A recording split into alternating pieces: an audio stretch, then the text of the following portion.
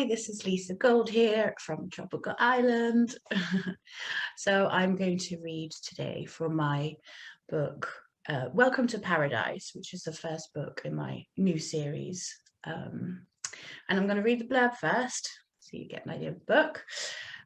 Paradise Hotel is anything but paradise. Lisa Faulkner comes to that conclusion the moment she arrives at the all-inclusive resort in Benidorm, Spain. Recovering from a painful breakup, as well as the aftermath of the pandemic, including the loss of her job and her flat, she was hoping the low-budget escape might do her good, yet she couldn't have been more wrong. Stella Castillo, poolside manager at Paradise Hotel, is delighted to be back at work after a long lockdown. The guests are equally excited, celebrating life going back to normal. Apart from one woman, who her colleagues refer to as Miss Grumpy. When Stella's colleagues make a faux pas and insult Lisa, Stella steps in to try and smooth over the situation. What starts out as a tentative friendship soon leads to more, and as Stella begins to understand why Lisa is so unhappy, she unexpectedly finds herself falling head over heels with a beautiful Brit. Right, I'm just going to read from chapter 1, so I won't give too much away. And this is when Lisa has been at Paradise. She's just arrived. She's been here for about a week. Hey, pretty lady, why don't you put that phone down and come join us in the pool for an aquarobics class?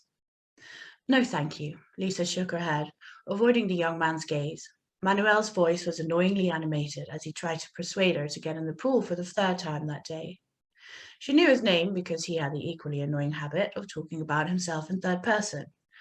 And the only reason he kept bugging her was because so far she'd been the only one to turn down his invitation for an aptastic class. All the women along the poolside swooned over him, but she would not jump on the Manuel train. Not now, not ever. Come on, I know you want to. Aptastic Manuel gives the best workouts. You'll feel amazing after. He flexed his muscles and Lisa could not resist an eye roll before she shot him a glare. Will you just stop bugging me? I've asked you nicely 3 times now. I don't want to get in the pool, especially not with you. And if you don't leave me alone, I'll go and speak to your manager. Of course. Manuel stepped back and held up a hand, seemingly just now grasping that she really wanted to be left alone. I'm sorry if I overstepped. His tone was genuinely apologetic, and Lisa noticed that sideways glances from other hotel guests. She had an idea of what they were thinking. How can anyone be so grumpy on holiday in paradise?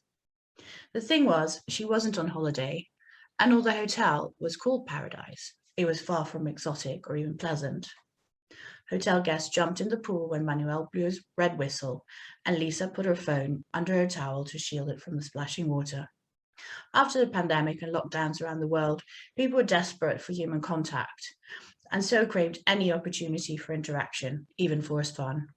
She was pretty sure a couple of the holiday makers deliberately jumped right in front of her, and although she normally wouldn't care what rowdy and tipsy English tourists thought of her, right now she felt judged, and that wasn't a nice feeling.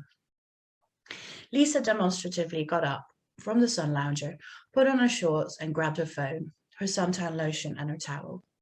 Then she walked past Manuel, who was yelling inspirational quotes from her end of the pool without giving him a second glance, and headed for the bar. A drink might calm her down, even if it was the cheap, watered-down, all-inclusive kind. Again, eyes followed her, and she wished then that she could just disappear into thin air. They think I'm by myself because I'm too miserable to hang out with. Truthfully, she was miserable. Even 2 months in Spain couldn't change that. Forget it, she told herself. Most of the guests would leave at the end of the week, new people would arrive, and hopefully by then, everyone in the animation team would recognize her as a woman who didn't want to participate in mass fun. Rum and Coke, please, she said, giving the bartender a smile to make up for her earlier outburst. Rum and Coke coming right up. The man made a show of pouring the rum over ice, spilled half of the Coke over his wrist and on the floor, then added a pink umbrella and a pink glittery straw. Thank you. Lisa took a sip, pretending to scan the premises so she wouldn't have to talk to him. Benidorm was a strange place. The town being so popular with the English, it didn't feel like she was abroad at all, yet it was nothing like London either. Well, the sunshine was nice, she had to admit that. It certainly wouldn't have been this sunny in London, especially in May. After only 4 days here, her tan was already deep, and her long blonde hair had even paler streaks running through it. How long are you staying? The bartender asked. Lisa smiled once again through her clenched jaw. She'd had this conversation with a couple of bartenders already, but she hadn't met this one yet. Looking away clearly didn't help, and she was starting to realize that it didn't matter what she tried. The staff was trained to entertain their guests, period. 2 months, she said, maybe 3, depending on my situation. Your situation? Well, that certainly doesn't sound like a bad situation. I suppose so, was all Lisa could think of to say, and looked over her shoulder when she heard heavy breathing. Another beer, mate, the man who had come up behind her said to the bartender. Actually, make it 2, one for me and one for the missus. His face was bright red from the sun and sweat was dripping down his hairy chest. When his eyes met Lisa's, his mouth pulled into a grim smile, exposing chipped yellow teeth. Hello there, beautiful. Hi.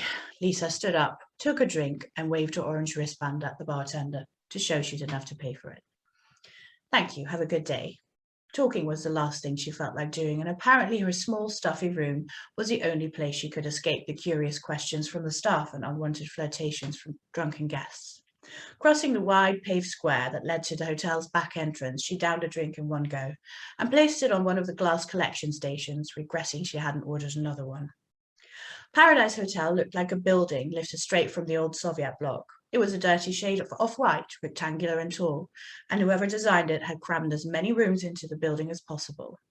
To make up for the basic accommodation, they planted palm trees around the 2 big pools outside and placed 2 tiki bars on the premises, assuming that would be enough to justify the name.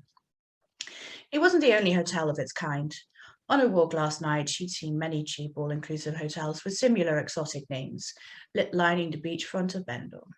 The Pearl of the South, the Grand Mermaid, Emerald Bay, and Premier Sunset, a smaller hotel that was entirely blocked from the sun by Paradise Hotel. All had the same worn-out look and 80s architecture. Going on the cost of her room, she'd expected her accommodation to be basic, but nothing could have prepared her for this. The lift rattled loudly as it went up, but with most guests spending the day outside, at least it didn't stop 24 times on the way to her floor. The smell of moldy carpet penetrated her nostrils, and with no air conditioning in the corridors, she held her breath while she rushed to her room. Inside, she quickly switched on the old aircon device that was stuck to her wall, its sides held together with duct tape. She could only be thankful it worked after hearing guests complain about their broken devices. Her balcony doors led to a concrete base that was too small to hold the only rickety chair in her room, so she'd made a nest of the throw in her pillows to sit on. Compared to a beautiful southwest London flat, which she'd given up last week, this looked more like a room in a halfway house, but she kept reminding herself that coming here had been the right decision, as paying almost £4,000 in rent a month just wasn't an option anymore. Nothing would be the same again, at least not for a while, and she'd have to somehow come to terms with that. Sinking down in her nest, Lisa leaned against a railing as she opened her emails for the 10th time that day, and surprised at seeing an email from one of her headhunters, she felt a tiny spark of hope. Well, I think we're up for time. Thank you for listening, and I hope you enjoy Welcome to Paradise. Thank you.